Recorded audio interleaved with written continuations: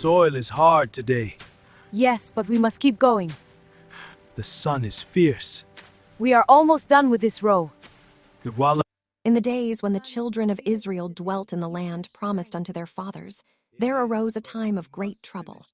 The people had turned away from the ways of the Lord, and because of this, they fell into the hands of their enemies.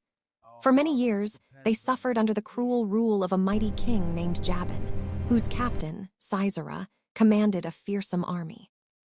Sisera had 900 chariots of iron, and with these he oppressed Israel mightily. The people were afraid.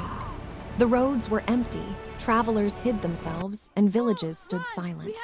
Fear had gripped the land like a dark cloud that would not lift.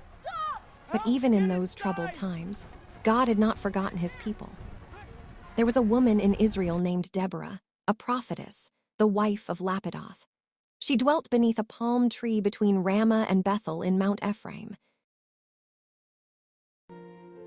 Well, who's ready for me to judge them? And the children of Israel came up to her for judgment, for she was wise, and the Spirit of the Lord was upon her. Deborah was not like other women of her time. She was strong, discerning, and filled with courage. She listened to the voice of God and spoke his truth without fear. Though the land trembled under oppression, Deborah stood firm like a tree planted by rivers of water. One day the word of the Lord came unto Deborah. She sent and called for a man named Barak, the son of Abinoam from Kedesh Naphtali. When he came before her, she spoke boldly. Hath not the Lord God of Israel commanded, saying, Go and draw toward Mount Tabor, and take with thee 10,000 men of the children of Naphtali and of Zebulun?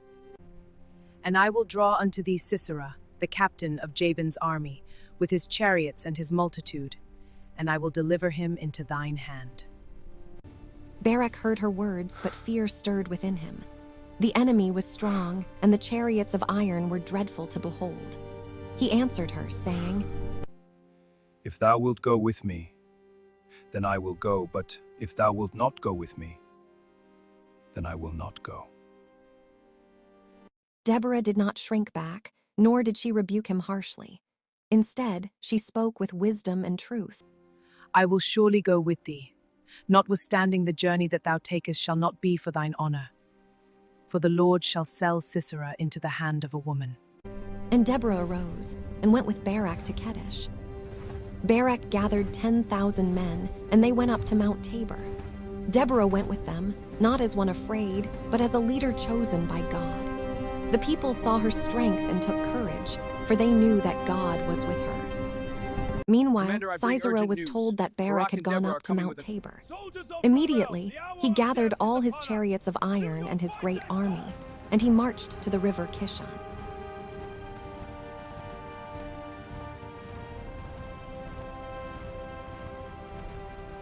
The stage was set for battle. As the armies prepared to clash, Deborah spoke once more to Barak, her voice steady and full of faith. Up, for this is the day in which the Lord hath delivered Sisera into thine hand. Is not the Lord gone out before thee? With these words, courage filled the hearts of the men of Israel.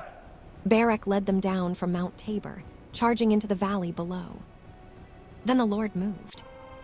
The heavens seemed to open, and the elements turned against Sisera's army.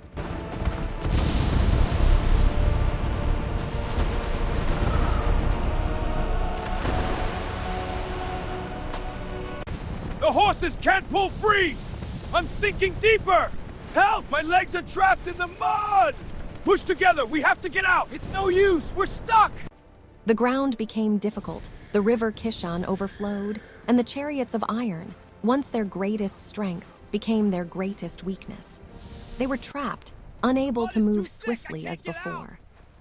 Confusion spread among the enemy. Fear replaced their confidence. The mighty army began to fall before the men of Israel. Barak pursued them, and not a man of Sisera's army was left standing. But Sisera himself fled on foot, seeking to escape. He came to the tent of a woman named Yael, the wife of Heber the Kenite. There was peace between her household and the house of Jabin, so Sisera believed he would find safety there. Yael went out to meet him and said, Turn in, my lord, turn in to me, fear not. Trusting her, Sisera entered the tent. He was weary from fleeing and asked for water, but she gave him milk and covered him with a mantle. He lay down, exhausted, and soon fell into a deep sleep. But Yael knew the hand of God was at work. She took a nail of the tent and a hammer in her hand. Quietly, she went unto him while he slept, and she drove the nail through his temples into the ground. So Sisera died. Not long after, Barak came in pursuit of Sisera. Yael went out to meet him and said, Come, and I will show thee the man whom thou seekest.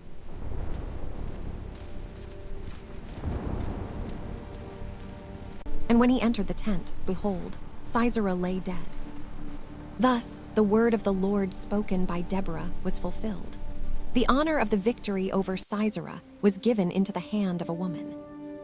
On that day, God subdued Jabin the king of Canaan before the children of Israel. And the hand of Israel grew stronger and stronger against him, until they had utterly destroyed him. Then Deborah and Barak sang a song of victory unto the Lord. They praised him for his power and for the willingness of the people to follow his call.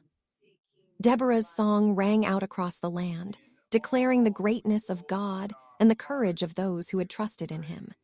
She spoke of the days when the land was quiet and the roads were empty, and how God had risen to bring deliverance. Awake, awake, Deborah. Awake, awake, utter a song, she cried. Her voice was not only a song of victory, but a reminder that God uses whom he chooses, man or woman, young or old, to accomplish his purposes. And the land had rest for 40 years.